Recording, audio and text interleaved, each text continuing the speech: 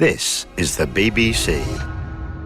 This podcast is supported by advertising outside the UK. BBC Sounds. Music, radio, podcasts. You're listening to Wednesday's episode of The Archers from BBC Radio 4.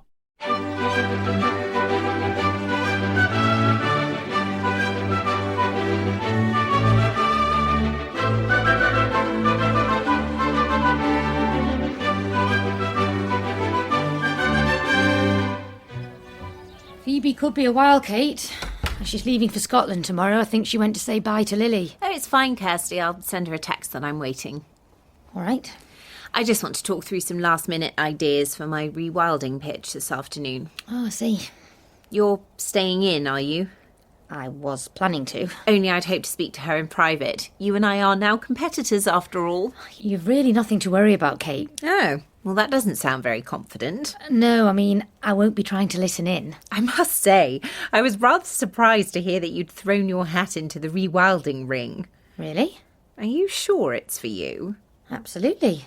Look, I hate to burst your bubble, Kirsty, but rewilding isn't all silly schemes like releasing beavers into the Am. Sorry? Or whatever you used to campaign for with the Wildlife Trust. Look, this is about making the project commercially sound. I know that. But do you know how? Kate. You're talking to someone who runs their own successful business. And what do you know about that side of things? More than you know about nature. Really? You'll find the reintroduction of beavers to English rivers isn't at all cut and dried. Well, I thought you'd be super keen on the idea. Yes, in the right location, beavers can bring about major benefits for wildlife and the environment. But in other circumstances, they can have a negative impact. They can affect farmland drainage, causing fields to flood. That obviously has an impact on grazing and crops. And there's also the damage they can cause to trees and riverbanks. Oh, it's fascinating. It is, actually. Well, if I were you, I'd be wary of boring my grandmother and Rex this afternoon. Kate, if you're just here to try and throw me off my game... Actually, I'm trying to protect my daughter's hard work, Kirsty. I don't want her dream ruined by flaky proposals at the expense of good business judgment. Well, that's not going to happen. I want to build on what's been achieved, to ensure the rewilding project succeeds. I want the same. This has very personal significance for me. I can assure you, rewilding also sits very close to my heart. Well, just so long as you're prepared for disappointment. May the best woman win. Quite. Now, if you'll excuse me... I thought you were waiting for Phoebe. Oh, well, I'll just go and find her at Lower Loxley. Oh, all right. Oh. Yes? When's your interview, by the way? Peggy said they'll see me in the Flood Bar at the Bull at 1:30.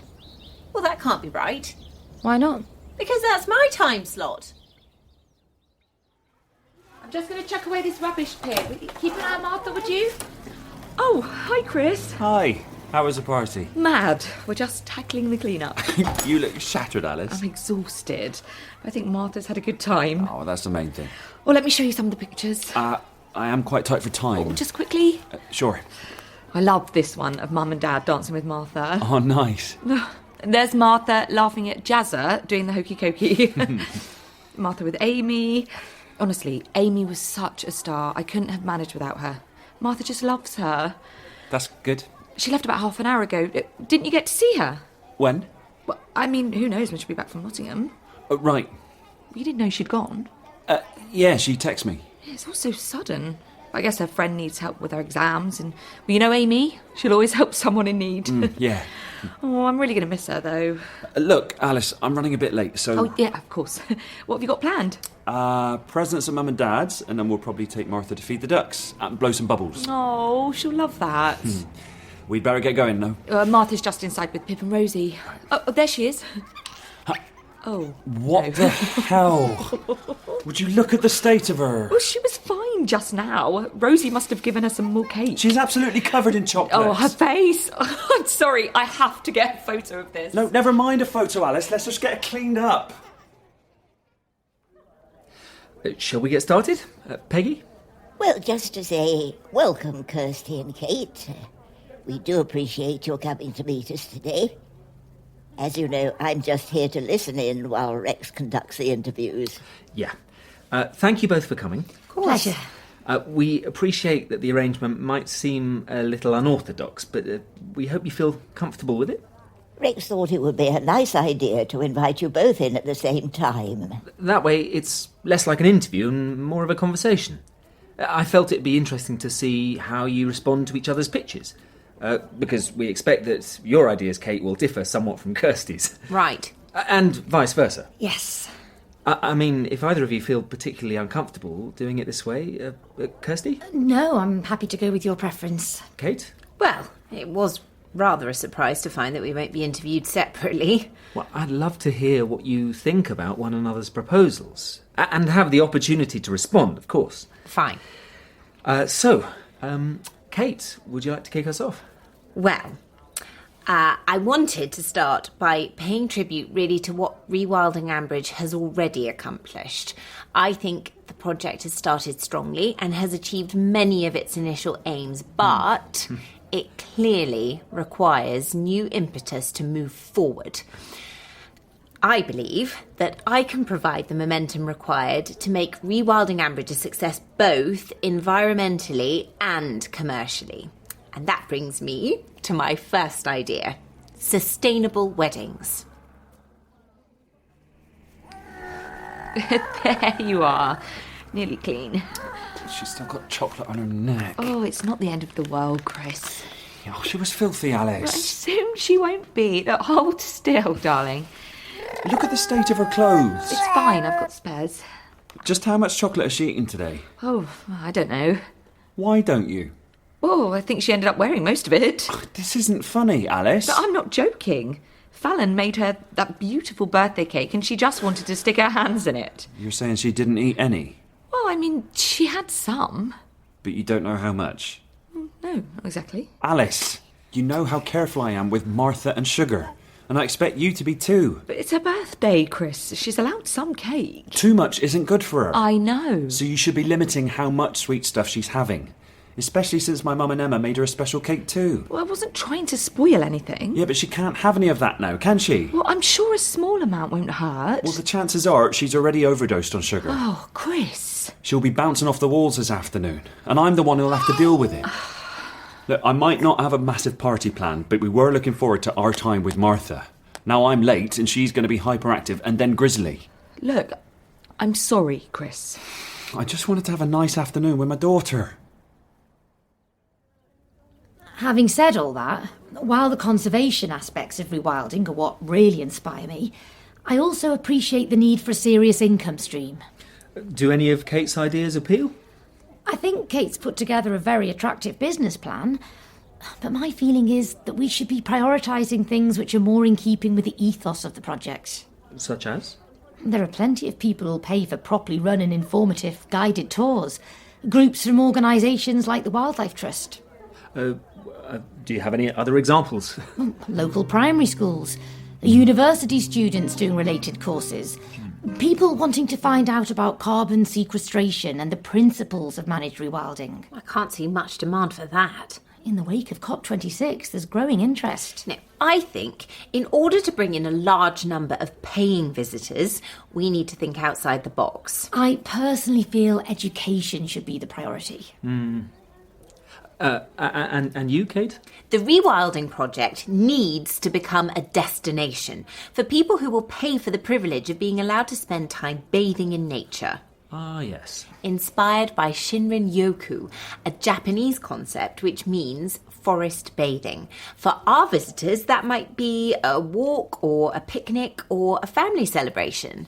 I'm all for that, but in terms of Rewilding Ambridge, I want people to really engage, not just use the environment as a backdrop for photographs. Listen, if it brings in some revenue... I'm sorry, Kate, but with things like sustainable weddings, the philosophy of rewilding will always come second to the event. Well, people are going to be more interested in who catches the bouquet than the flora we have growing on site. I want our visitors to be leaving with the concept and benefits of rewilding fresh in their minds. That's got to be the driving force, so that we encourage others to rewild. I'm not knocking your ideas, Kate. But first and foremost, Rewilding Ambridge needs to inform and inspire. Hi. Sorry, Chris. I know you're probably in the middle of presents or... No, it's all right. I've come inside. Everyone's in the garden. How's Martha? Mum and Dad bought a bubble machine, so she is busy trying to catch the bubbles. Oh, sounds fun. Look, I've just realised Martha's cuddly giraffe is here. Ambrose? Yeah, exactly. I forgot to give him to you. Oh, don't worry, Alice. She does love to sleep with Ambrose. Well, I'm sure she'll be shattered by the end of the day. Well, just in case she misses him, I'll drop him off at the shop so you can pick it up later. Thanks. Hope your mum wasn't upset about the cake. Oh, no. We'll just save it for tomorrow. Mum and Dad are on good form, actually. Good. Martha as well. Despite a load of presents, I think the bubbles are her favourite. So I didn't end up spoiling your plans then? What? Martha's not bouncing off the walls with her sugar hit? Look, I was feeling a bit stressed earlier. I'm not a bad parent, Chris. I never said that. You dropped some pretty heavy hints. I'm sorry. I do take care of our daughter. I might not handle things exactly as you would, but my way is okay too. You're right. I'm glad you're having a good time. Thanks, Alice. I'll see you tomorrow. Yeah. Bye. Bye. Well, I think all that's left is to thank you both for coming to see us. Yes, thank you. It's been really interesting hearing your ideas. And Rex has obviously got a lot to think about. I do. But I don't plan on keeping you waiting long. I'll call you both in the morning. Right, thank you. Well, unless either of you have any questions. I don't think so. May I say something? Have you a question, Kate? Oh, it's more of a statement, actually. I just wanted to tell you that I've made the decision to withdraw my application. What? Kate? Are you serious? I am. Why? Because it's the right thing to do. But I thought that I've changed my mind. Why is that, Kate?